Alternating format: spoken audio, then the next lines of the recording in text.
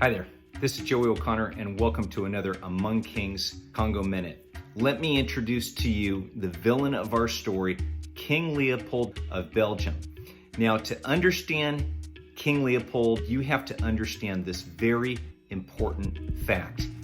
King Leopold was consumed with colonization. For years and years and years, he studied how other countries like England, France, Germany, how did they become great empires? How did they acquire colonies throughout the world? What was it about England and Spain that just enabled them to amass incredible amounts of wealth and land throughout the world? That's what Leopold is consumed with. It's colonization. Now, a little bit about his backstory. Leopold's mother died when he was a teenager. And from there, he ended up having a very estranged relationship, very unloving relationship with his father. Once he assumed the throne, he had much bigger plans for Belgium.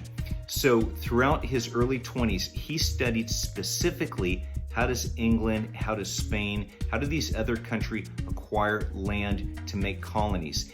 And through a series of diplomatic efforts, Leopold ultimately sends his envoys, and he is enabled at Germany's Berlin conference to convince all the other European nations that he is going to be the leader of the Congo, right in the heart of Africa, and he is going to acquire the Congo as his own personal possession because he's going to bring free trade, civilization, commerce, and Christianity into the heart of Africa. So he hoodwinks all of Europe, all the other countries, all the other kings. He hoodwinks all of Europe into convincing them to let him take over the Congo. So they give it to him during the Great Scramble for Africa.